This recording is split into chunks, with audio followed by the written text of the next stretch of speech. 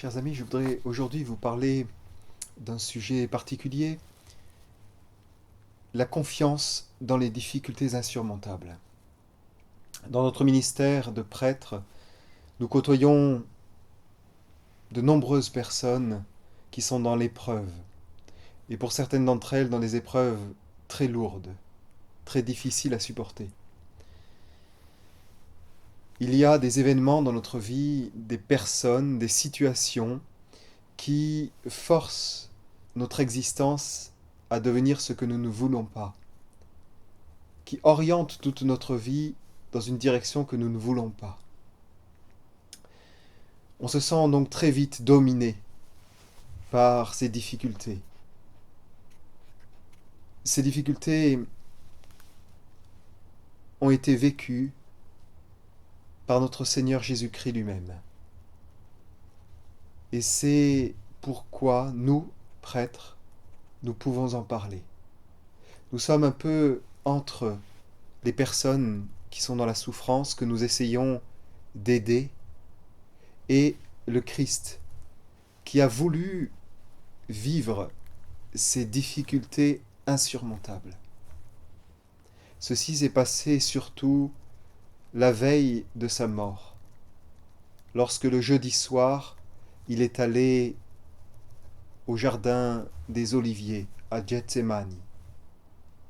L'Évangile nous témoigne qu'à ce moment-là, le Christ a été saisi dans son âme, dans son cœur, par une extrême tristesse, un dégoût, une profonde angoisse, une crainte terrible. On voit ici tous les symptômes d'une dépression profonde. Notre Seigneur a voulu prendre ces effets de la dépression pour partager notre propre souffrance. Et il a pris cette souffrance à un degré inimaginable. L'angoisse est tellement montée en lui que l'évangéliste Saint Luc témoigne en disant qu'il suait du sang.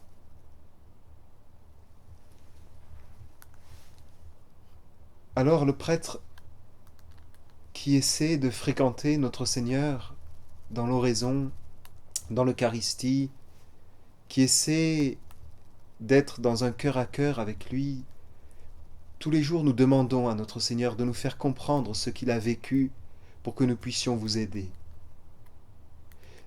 Nous demandons à notre Seigneur qu'il nous fasse comprendre quel est le remède à ces souffrances insurmontables. Alors évidemment, le premier point, je pense que nul ne le niera, c'est que ces souffrances très difficiles qui sont dans nos vies nous humilient. Et c'est un point qui peut être très positif pour nous. Si nous acceptons cet abaissement, cette humilité.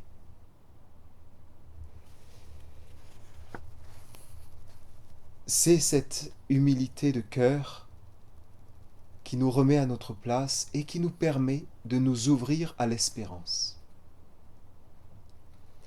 Alors je voudrais maintenant vous montrer justement que pour se sortir de ces situations terribles, il est nécessaire de regagner confiance. Et pour cela, il va falloir passer, et c'est une démarche intérieure, de l'espoir humain à l'espérance en Dieu. Je m'explique. L'espoir, c'est une attitude toute humaine. Tant qu'il y a un avenir pour nous, tant qu'il y a un futur, il y a une place pour nos désirs, pour nos attentes, pour nos rêves, pour nos luttes. On sait peut-être qu'en raison des difficultés actuelles, le bien recherché est difficilement atteignable, mais pas impossible. On sent qu'il y a encore quelque chose à faire dans notre vie. On refuse l'impossibilité d'atteindre ce que nous recherchons.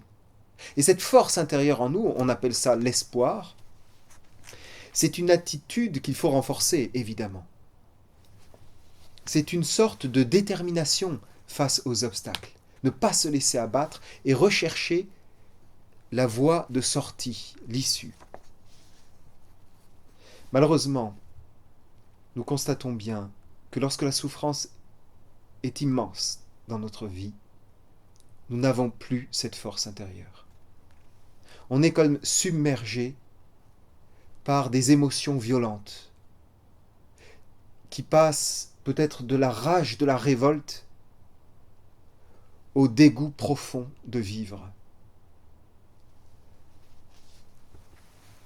Il y a aussi un autre point qui éteint en nous cet espoir humain, c'est la vision négative, pessimiste. On est tellement sous le poids de ce qui nous arrive que nous voyons tout en noir.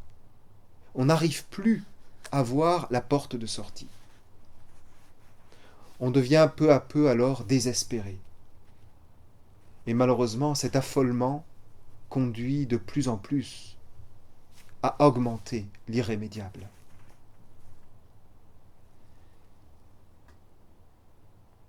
L'espoir nécessite donc un minimum de confiance. Cette confiance, on le voit bien, n'a pas besoin d'une situation globalement bonne pour être là. Il suffit que dans ma propre situation dramatique que je vis en ce moment, qu'il y ait une petite porte, une issue, qui nous trace un chemin de sortie. Ceci suffit. Mais pour cela, il faut être capable de repenser ma situation, d'accepter que ce que je visais jusqu'à présent peut s'arrêter, peut être irrémédiable, mais il va y avoir quelque chose d'autre dans ma vie, un autre chemin, une autre issue qui va s'ouvrir à moi. Et vous comprenez que si on fait toute cette démarche au niveau purement humain, elle peut ne pas fonctionner. Parce qu'on ne voit plus cette issue, on ne voit plus rien. On est abattu, face à terre, pleurant peut-être. Alors que faire ? Il faut sortir de l'espoir humain. Essayez de renforcer cette attitude d'espoir humain, mais passer au-delà. De l'espoir à l'espérance théologale, c'est-à-dire l'espérance en Dieu. Comment faire ? Tout d'abord, voyez-vous, comprenez que ce qui vous échappe dans votre vie n'échappe pas à Dieu et ne peut pas lui échapper.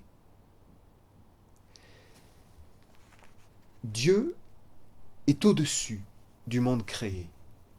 Il est le créateur de toutes choses, tout est entre ses mains. Sinon, il n'est plus Dieu. Si une chose lui échappe, c'est qu'il n'est pas au-dessus de cette chose. Dieu, dit l'Évangile, est tout-puissant. C'est précisément ça le fondement de notre espérance. Mais Dieu nous aime. Dieu vous aime. Même si vous ne le voyez pas encore aujourd'hui, noyé que vous êtes dans votre souffrance. Il vous aime, il est descendu sur terre pour donner sa vie sur la croix afin de sauver la vôtre, qui est dans une situation terrible aujourd'hui peut-être. Alors, l'Église nous fait prier cette simple petite prière qu'on appelle l'acte d'espérance et qui nous éclaire bien. Mon Dieu, j'espère, avec une confiance ferme,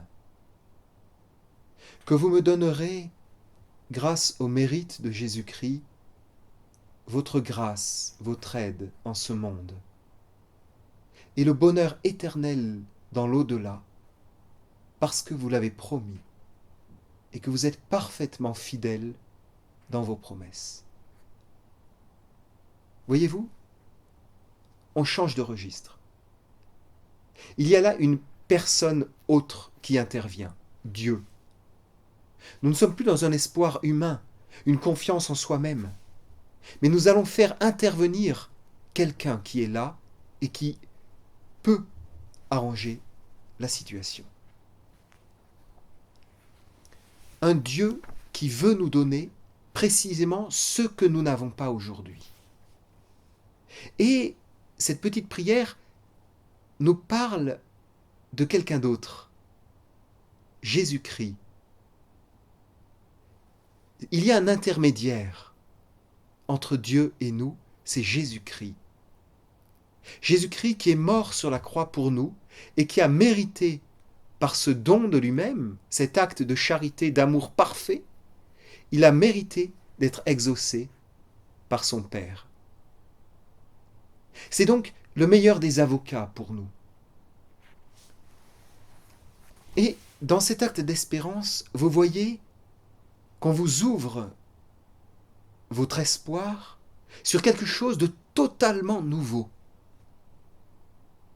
On vous fait sortir votre regard de vos souffrances actuelles pour vous faire voir quelque chose que Dieu veut vous donner.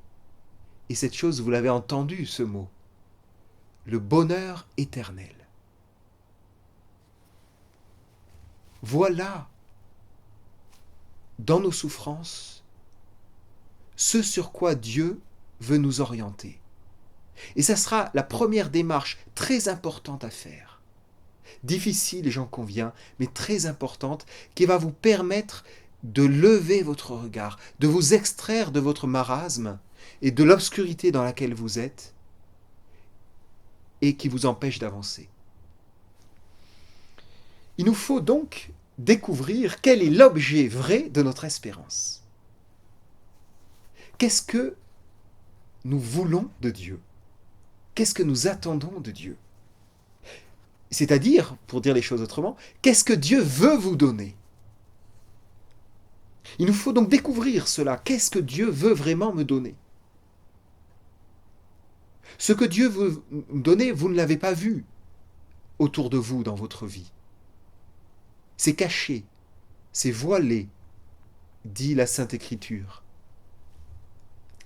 Saint Paul, dans son épître aux Hébreux, au chapitre 16, nous dit « L'espérance en Dieu nous fait pénétrer au-delà du voile. » Au-delà du voile. C'est-à-dire nous fait voir ce qui nous est caché aujourd'hui, voilé à nos yeux. Et c'est le propre de l'espérance chrétienne. Alors ce bien que Dieu veut nous donner est à sa mesure à lui. Dieu ne veut pas nous donner seulement des petits biens passagers, ponctuels, qui finissent très vite, parce que notre vie finit très vite ici-bas. Nous ne sommes pas des singes en cage à qui on donne des cacahuètes pour les contenter. Non, Dieu va donner un bien infini. Ce qu'on appelle la béatitude éternelle, le bonheur éternel, la jouissance de Dieu dans l'au-delà. Or c'est difficile pour nous autres. Nous sommes des hommes habitués à nous concentrer sur des biens passagers, terrestres, sentimentaux, matériels, de bien-être humain, des biens de facilité, des biens financiers, des biens familiaux, des choses bonnes, mais très passagères. Dieu veut nous ouvrir le regard pour nous faire désirer autre chose. Car il nous aime, il vous aime, d'un amour éternel. Et l'épreuve que vous vivez aujourd'hui est un des moyens que Dieu va utiliser sans faire le mal. Dieu utilise le mal qui est dans nos vies pour nous donner quelque chose de beaucoup plus grand. Ainsi, le Christ dira